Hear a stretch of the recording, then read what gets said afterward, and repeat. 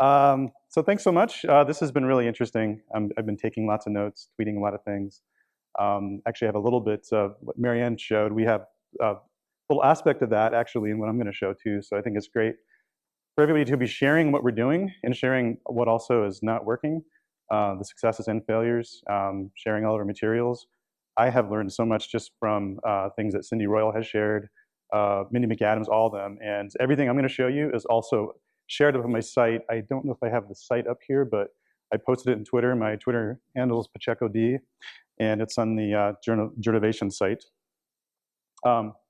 So I'm pretty new to academia. I've been at this for a couple years, but I come out of 20 years of experience working really on the digital edge of journalism and also media. I worked at both the Washington Post and AOL and some other places, the Bakersfield, California. Where's Mike Jenner? I worked with him for a short period. And now, thanks to, well, I have been funded by Knight in the past. It's another great individual, Peter Horvitz, who endowed my chair, and that actually gives me some time to really engage in some messy innovation around curriculum so that I'm encouraged to go out there and really find new ways to explore the intersection of journalism and technology. That was actually the job description. When I saw that, I was like, that's what I want to do. So I'm really grateful to people like Horvitz for letting me do that. And really, it's all about emerging trends.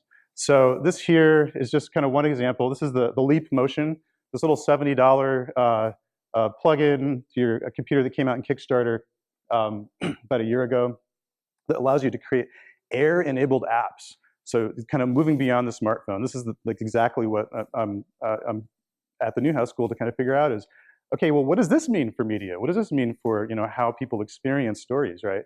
And the problem with this kind of thing is that universities aren't really designed for stuff that changes every 3 to 6 months. And I'll just mention Kickstarter again. I think that the entire future of media is actually being created on Kickstarter. I mean, almost everything that that I get excited about, that I then see, really change things, such as the Oculus Rift, for example, they start on Kickstarter. And then I think there are foundations that come in and funders who then accelerate what started in Kickstarter. So it's a really exciting time for that reason. But it's very difficult to prepare students for things that change, like Dean Reed said. So things like data visualization. I feel like we're finally now starting to bring that into our curriculum. But open source coding, not so much yet. Just leveraging open source packages and learning how to work in an open source way.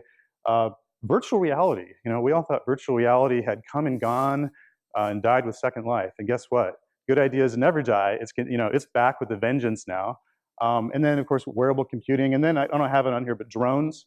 We think, oh, we can't do anything because the FAA, but that's not going to go away either. So this is really, I think, the biggest challenge that I had. And I ran smack into this with ACE JMC.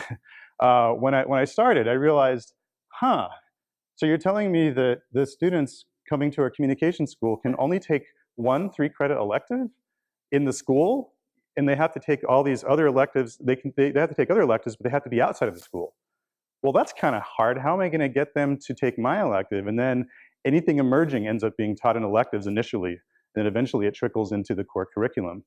So this was actually a really depressing moment when I realized that. I thought, what have I gotten myself into? It's something that I kind of realized, well, let's look at what I can change, what I can't change. I know that I can't, starting right out, I can't go and change the ACA JMC requirements initially, but I could find a way to get around this. And so this digital media 3-pack was the first aspect of it, and it's really starting to take off in different ways. The idea was that, all right, if a student has 1 3-credit, what if we break those up into 3 classes? So you can take, this is one of the flyers that I put out there. It says digital media 3-pack. You can take 1, 2, or all 3 credits. And that's what actually got the students then to sign up. They got interested because they realized they need these emerging skills in order to, especially when they're juniors and seniors and they're having that, oh my God moment, I'm going into the workforce, how am I going to stand out? And so they wanted to know a little bit about data visualization, a little bit about new emerging technologies, a little bit about coding, and then understanding too that there's not time for them to become experts at it.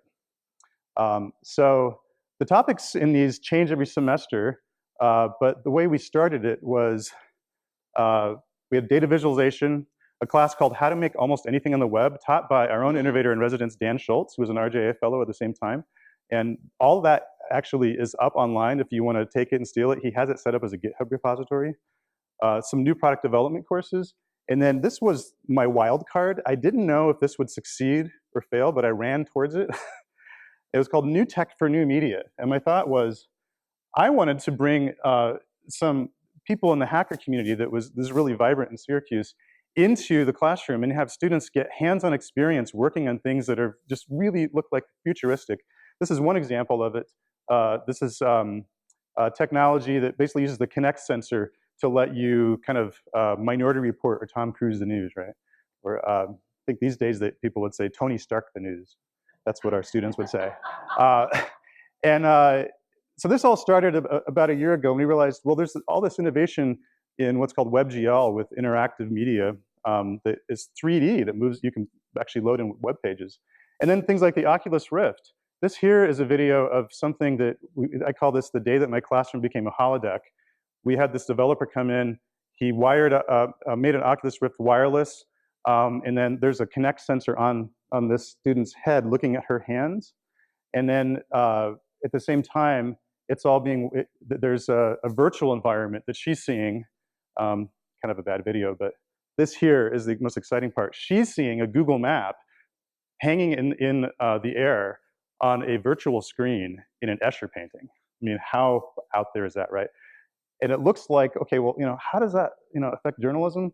Well, guess what? This, crazy idea eventually emerged into this, which created an opportunity for our students. So I started doing these things, posting about it. Some friends of mine from Gannett took notice and they said, hey, would you be interested in spending the summer with us as an innovator in residence? I said, sure, I'll do that. Sounds great, right?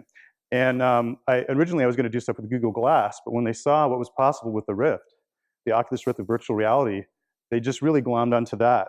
And bottom line, we ended up taking one of my, myself and then one of my students as an intern came in as a developer, because in that one credit class, he got enough experience with Unity 3D, which is a gaming platform, and 3D modeling to be able to start to create an experiential form of media and storytelling. So if you go to just Google Harvest of Change, it's the first large-scale journalistic story for the Oculus Rift. I think Mitch Gelman is the one who says, one day we'll look at this as Pong for VR, and I think he's right. Right now we're really proud of it. And so I think what's great about this is this one little course, created, with just 5 weeks, found that one student out of 18 who then then encouraged and made the connections, and then together we then went to this company and helped. We were on the founding team for it. Now we're creating these. Gannett is talking to us about other things that we can work on together, so that the information flows back and forth. So don't be afraid to start small. In terms of what's next, you never know what's going to happen next. So this here is actually me 3D printed. One of the things that we're going to be experimenting with the new tech and new media class, we're doing the second one starting next week, is how does 3D printing intersect with journalism? It sounds like a crazy idea, right? But if you start to think about it, there are things you could do. And so, just one idea, and I hope that this is not the last, that the students go, I hope they go beyond this, is you could do things like 3D print action figures of your local sports stars and then sell them. There could be a revenue component to this. But what else could you do? So that's kind of what the new tech class is about, is being so comfortable with what's on the digital edge that you then become addicted to the future, and you're the one who goes out there and is not afraid to then walk into a job interview and say, I don't really know what the future is, but I have some ideas, and you have permission to go out there and try things. We're also starting to do collaborate more outside of the journalism and communications program. So this here, another thing I could never predict. This is an engineering student from mechanical engineering. He got together with 2 biomedical engineering students and then reached out to us through the makerspace. We have 3 makerspaces in Syracuse, which I think is amazing after just 1 year. And he said, I wanted to find a way for people in the Oculus Rift to see their hands. And we can do that with depth cameras, but but the finger motion is not fine enough to be able to reach out and you know, pick up a, you know, it's like pick a flower or something like that in a virtual world. So he created a glove you put on that these are strings that basically mimic ligaments. And then as you move, it captures that fine motor skill.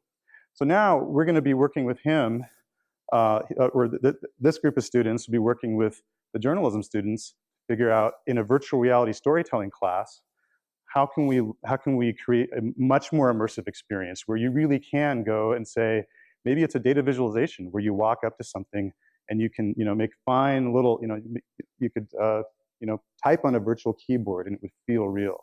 So, you know, all of that started from a little one-credit class. So if you have any questions, here's my information. I'm looking forward to other people trying this. I know that Clyde Bentley in Bumal, who has actually had to leave from the architecture school, are doing similar things. We've talked about how we can collaborate.